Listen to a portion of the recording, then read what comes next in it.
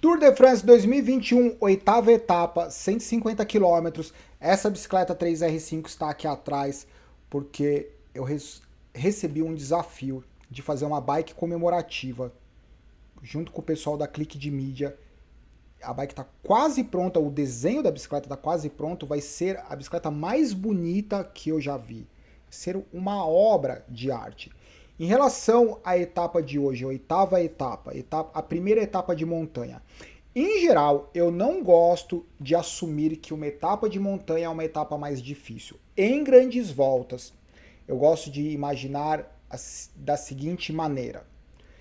A etapa de hoje, oitava etapa, 150 quilômetros, montanhas, ela sofreu influência do que aconteceu na etapa de ontem, como vocês podem ver, o Mathieu Van Der Poel, 250 quilômetros, todo mundo terminou morto, com exceção desses carinhas aqui, os eslovenos, que na etapa de ontem terminaram desse jeito, o Mohoric que ganhou, o Pogacar que estava pouco preocupado com o que estava acontecendo, ele estava mais curtindo a balada, outro cara que terminou inteiro foi o Van Aert.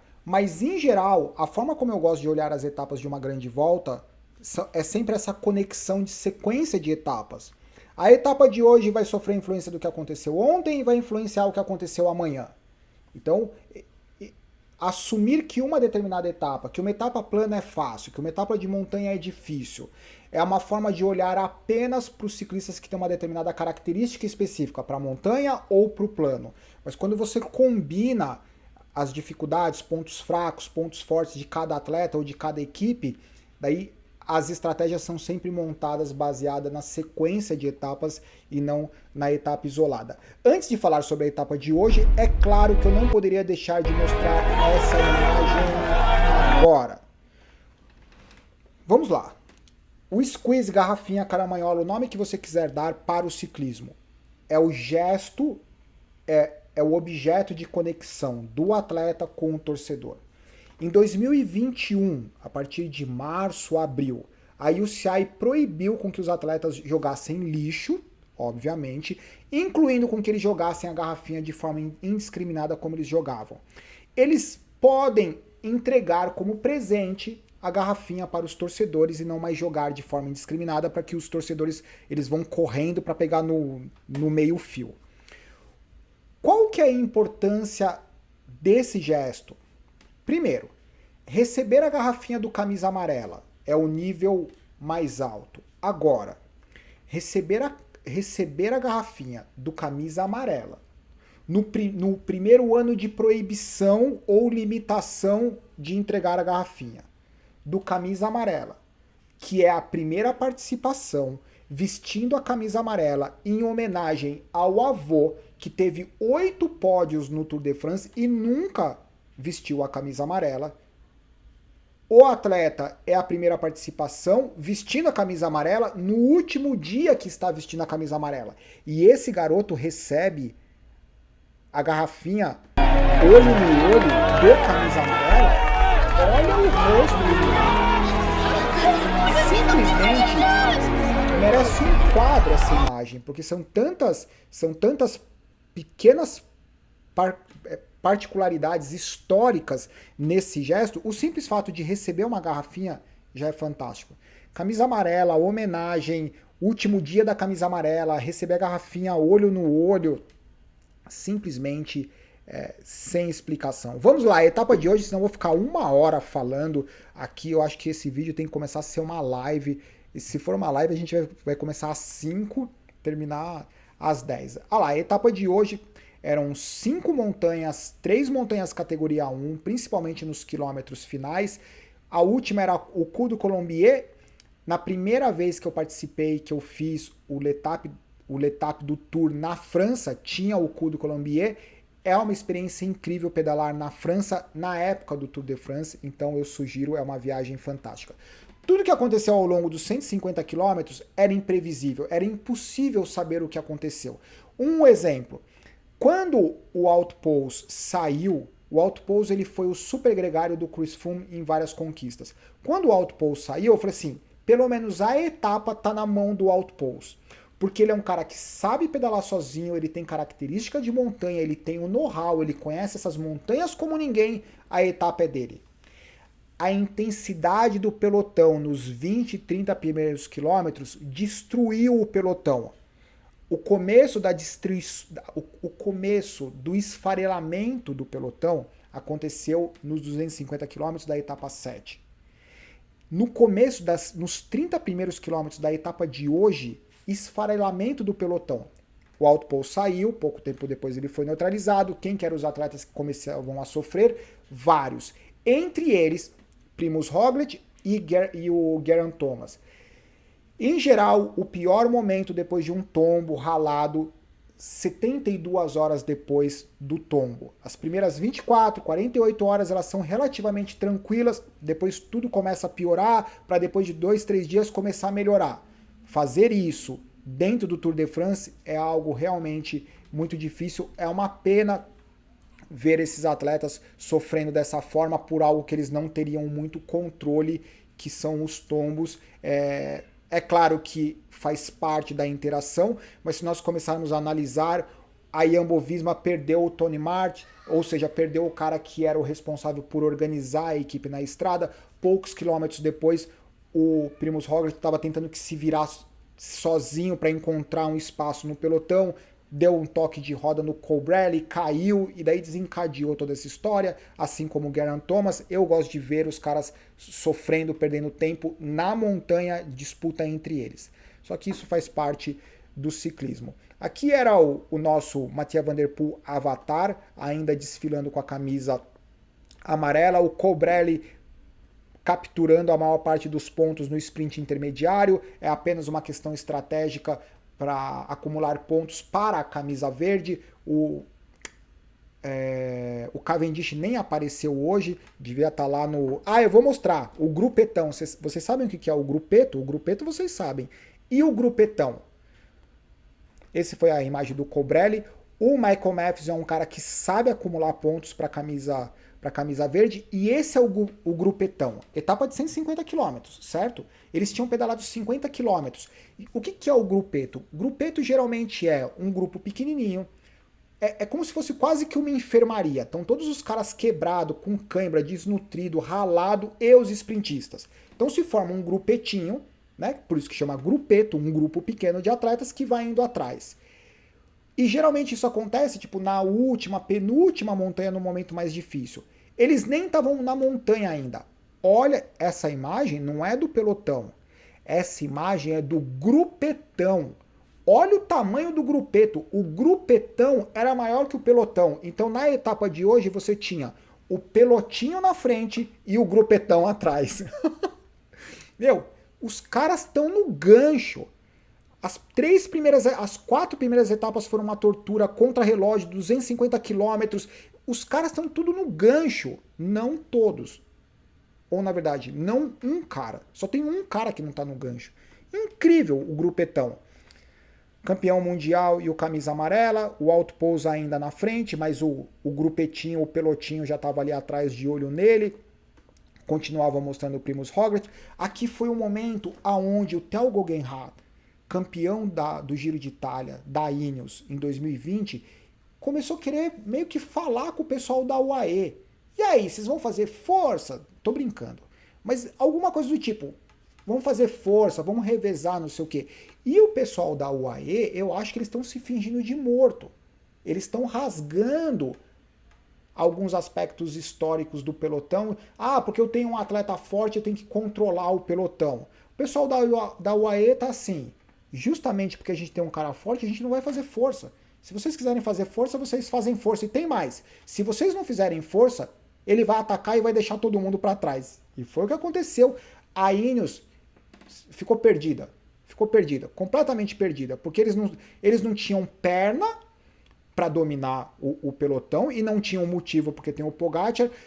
Aquela história da Ineos ficar nas 3, 4 primeiras etapas na frente, no meio da quebradeira, se desgastando, imaginando que 2021 é 2018, 2019, hoje em dia essa molecada é muito mais forte, muito mais explosiva e muito mais resistente. Não dá para colocar a equipe inteira na frente para ficar sofrendo, para fugir do perigo. Tanto é que o Geraint Thomas se envolveu numa queda. Então, eu acho que a Ineos está pagando um preço caro pelo que ela fez lá nas 3 primeiras etapas, enquanto a UAE ficou se fingindo de morta, e quem está se beneficiando é, claro, o Pogačar. Aqui foi apenas uma... Eles estavam falando durante a transmissão sobre o monitoramento dos atletas da IF, assim como todos os atletas. Monitoramento de frequência cardíaca, frequência respiratória, intervalo da frequência cardíaca, sono, hidratação. Apenas para comentar, se você quiser ter uma ótima performance, passe a se preocupar quase que 90% da sua preocupação, sono, recuperação, alimentação. O grande segredo da performance está em potencializar a recuperação. Em geral, os atletas amadores, eles potencializam o treino, ficam lá olhando o medidor de potência, não sei o quê. Quando eles param na padaria, eles já dão PT. Ah, porque eu pedalei, daí eu posso comer o que eu quiser, eu não preciso dormir direito, eu posso fazer o que eu quiser. Se você estiver falando em performance, eu não estou falando da combinação, satisfação de fazer o esporte e vida pessoal, porque daí é show. Você para na padaria, come, isso aqui é gostoso. Agora, para aquele pessoal que está mais envolvido, quer performance, foca na recuperação. Sono, recuperação, hidratação, qualidade de sono, qualidade de recuperação. Apenas um bônus. Faltando dentro dos 60 quilômetros finais, ficou difícil acompanhar a prova porque começaram a ter muitos grupos esfarelados na estrada. Mas esse foi um grupo importante com vários nomes que estavam na frente, com 14 ciclistas, Sepp Kuss, Castroviejo, Michael Woods, Cattaneo, o Martin, Nairo Quintana, Wout Poels, Dylan Teuns, Simon Yates, esses os caras que estavam na frente. O Sepp Kuss é um cara que é meio estranho, porque o Sepp Kuss trabalhando como gregário, como super gregário do Primož Roglič é fantástico. Toda vez que liberam a coleira, que dão carta branca para ele, ele dá uma espanada. Então parece que ele é um cara que ele lida muito melhor em ser super gregário do que ter a oportunidade para fazer alguma coisa, ou pelo menos até agora ele não conseguiu converter super gregário em oportunidade de vitória. Esse era o pelotinho atrás, incluindo o Pogačar, e o que sobrou da Ineos, que sobrou muito pouco da Ineos. Esse foi o momento que o Rigoberto Urán, eu pensei que o Rigoberto Urán ia fazer algo fenomenal, na verdade ele fez algo fenomenal meio que para trás. Brincadeira, ele não perdeu tanto tempo, mas de longe ele fez algo fenomenal. O Van Aert, ele é um cara que ele já entrou no módulo classificação geral. Tanto é que no dia de hoje, não é que ele explodiu o motor, mas era visível que ele estava preocupado em encontrar o ritmo dele. Ele não ficou chicletando, que é geralmente o que os grandes caras de classificação geral fazem. Eles nunca perdem tempo para trás. Ou eles ganham tempo, ou eles se mantêm no pace deles. Se vocês olharem os melhores caras de classificação geral, eles podem perder tempo para alguém que fez um ataque, mas não necessariamente porque eles quebraram. Os melhores. E talvez o Van Aert se torne um cara fenomenal para a classificação geral. De novo, eu acho uma judiação um cara tão explosivo começar a sacrificar ou abrir mão de momentos explosivos para começar a entrar no mindset de classificação geral. Mas de qualquer forma, é só o Samuca falando. Aqui foi o Van der Poel, daí finalmente ele começou a curtir os últimos momentos com a camisa amarela sem necessariamente ficar sofrendo, o que eu acho que foi um alívio para ele. 30 quilômetros finais, o Pogačar tinha apenas um gregário e esse foi o momento onde tudo começou a mudar. Começou a mudar para a Ineos, que começava a perder atleta, e começou a mudar na frente quando o Pogačar fazia ataque. No momento que os atletas da Ineos começavam a sobrar para trás, o Pogačar atacava na frente. Quem que era o único cara que vinha com ele? O Carapaz. Por quanto tempo? Pouco tempo. Esse era o Michael Woods, que estava na frente. O Michael Woods é o capitão da classificação geral para Israel Startup Nation, equipe do Chris Froome. Esse era o Carapaz que conseguiu ficar na roda do Pogačar por muito pouco tempo.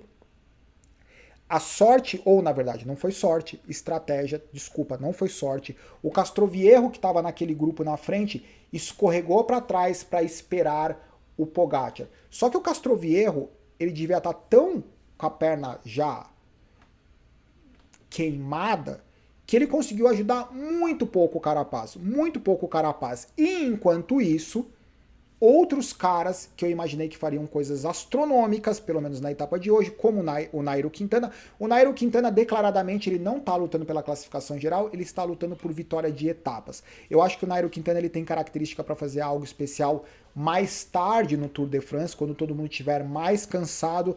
Por enquanto ele estava presente ali na fuga, mas não foi o dia que ele conseguiu fazer a diferença. Esse foi o momento que o Castroviejo deixou o Carapaz ir embora, saiu o parafuso para tudo quanto é lado, tá todo mundo quebrado na Ineos. A Ineos fez força demais, cedo demais. Esse foi o Van Aert, que estava na velocidade cruzeiro dele, estava fazendo o que ele tinha que fazer, no ritmo dele, ele não estava preocupado com quem estava na frente, não estava preocupado com quem está atrás, porque ele não tinha muito recurso para fazer, e por conta da Jumbo-Visma, que estava toda esfarelada. Esse é um dos motivos que me faz acreditar. A Jumbo-Visma é uma equipe extremamente organizada. Se a Jumbo-Visma não está apoiando o Van Aert, não é porque eles não acreditam, é porque realmente eu acho que é o momento de transição do Van Aert. Talvez ele nem queira, ele nem precisa que a equipe volte para ajudar ele, porque esse ano com certeza não é um ano para lutar pela classificação geral, pensando até o final do Tour de France. Esse é o Pogacar ultrapassando, ele coletando os caras da fuga, esse é o Martin. O Pogacar é o dono da marreta. Diferente do cara que segura a marreta e sai dando marretada, o Pogacar descobriu um outro nível. Não tem a alça da marreta, né? Aquela meio que pode ser de couro. Ele segura pela alça, não pelo cabo, ele segura pela alça e ele faz a famosa marreta ventilador. Ele sai girando a marreta, ele não quer nem saber o que pega. Conforme o Pogacar vai passando, vai ciclista voando para tudo quanto é lado. Martin voou, o Wout Poels voou. Meu, no volantão, nesse momento na transmissão, o cara da moto estava atrás do Pogacar. E ele dizendo, nós estamos subindo, vento contra, frio, o Pogacar está no volantão e ele passa que nem uma moto por todos os ciclistas. Os ciclistas eles ficam olhando com uma cara de o que esse cara tá fazendo? O Teuns, ele passou, chegou um tempo, o Michael Woods conseguiu ficar um tempo na roda, mas muito pouco tempo, então faltando 15 quilômetros, o Dylan Teuns ele estava sozinho e deixava o Michael Woods, que até então era o cara que estava na frente. Eu preciso colocar aqui o outro... O Pogacar passando o Simon Yates com a marreta ventilador, com a marreta giratória dele, o Simon Yates é um dos melhores escaladores do pelotão. É lindo ver o Simon Yates subindo. E é um escalador nato. O que? O Pogacar com a marreta giradora dele, marreta ventilador, mas não tomava nem conhecimento. Izegir, tchau Izegir, vai para casa. Deixa eu passar. Quando o Pogacar passou o Michael Woods também. Só que quando o Pogacar passou o Michael Woods, eles estavam no cucuruto da montanha e eles iam começar a descer. O Dylan Teuns, ele estava descendo lá na frente, e daí o Pogacar, ele meio que negociou com o Izegir e com o Michael Woods, e eles desceram juntos. Eu acho que eles fizeram, pelo menos o Pogacar deve ter feito uma descida mais conservadora, já estava tudo relativamente estabelecido, o Dylan Teuns passou em primeiro, ganhou a etapa, daí passou o Izegir, o Michael Woods, e nesse grupo de trás passou depois o Pogacar tomando a famosa Fanta dele, a mini Fanta. Esse é o médico da UAE, o repórter perguntando para ele o que o Pogacar tinha de especial, e ele falou que o Pogacar ele faz parte de uma nova geração que realmente que redefine o esporte. para as pessoas não imaginarem que isso acontece só no ciclismo, eu não sei se vocês têm acompanhado o que tem acontecido no atletismo, por exemplo, pré-Olimpíadas, os recordes estão despencando e estão despencando com atletas cada vez mais jovens. Isso tem acontecido. E isso é muito bacana para o esporte. Por que eu coloquei primeiro a classificação? Ah, que pena. Bom, mas na etapa de hoje, o Dylan Teuns ele passou em primeiro, o Iseguier em segundo, o Michael Woods em Dylan Teuns, Iseguier, Michael Woods e o Pogacar. O que aconteceu na classificação geral? Pogacar, o Van Aert a 1 minuto e 48, daí a história, por que o Van Aert já está com mindset? Qualquer coisa que o Van Aert tentasse fazer diferente do que ele fez, ele poderia explodir o motor tentando fechar tempo do Pogacar, né? E se ele explodisse o motor, todo mundo que estava atrás dele poderia grudar nele. Então o ponto de referência foi ele. Provavelmente ele sabia que se ele fizesse o que ele estava fazendo, ele conseguiria ficar nesse gap entre o Pogacar, que não tem explicação, e a galera de baixo. Lutsenko, Rigoberto Urán, Vingegaard, talvez mesmo o Vingegaard, que é da Jumbo-Visma, não está tendo a mesma performance que o Van Aert está tendo. O Carapaz a 5 minutos, Kelderman, Enrico Mas, David Gaudu, fica de olho no Gaudu, e o Pelo Bilbao. Se nós olharmos, existe algo particular no Van Aert, assim, porque o Van Aert está numa situação, ele se colocou numa situação que as grandes montanhas serão extremamente difíceis para ele manter uma vantagem que ele tem, que é uma vantagem relativamente confortável pela qualidade que ele tem. Eu sinceramente não sei o que vai acontecer. Do Lutsenko para baixo pode ser uma quebradeira fantástica. Agora, o que o Pogacar vai querer fazer? O Pogacar vai querer ganhar a camisa amarela com a maior diferença do segundo lugar da história, ou ele simplesmente vai vir para trás e ficar junto com a galera? Vai ficar junto com a galera do fundão? Eu não tenho a mínima ideia. Justamente o fato de não ter a mínima ideia é o que faz o Tour de France ser tão empolgante. Ele ficou bem feliz com a camisa amarela hoje, bem feliz, e essa é a etapa de amanhã. Como vocês podem perceber, 144 quilômetros, que para eles é uma etapa relativamente curta, mas a gente precisa lembrar o que aconteceu hoje e o que aconteceu ontem com 250 quilômetros. São 1, 2, 3, 4, 5 montanhas, com uma montanha de fora de categoria no meio da etapa, com final em alta montanha de categoria 1. Vai ser bem interessante ver o que vai acontecer amanhã, quem são os caras que vão mostrar as cartas.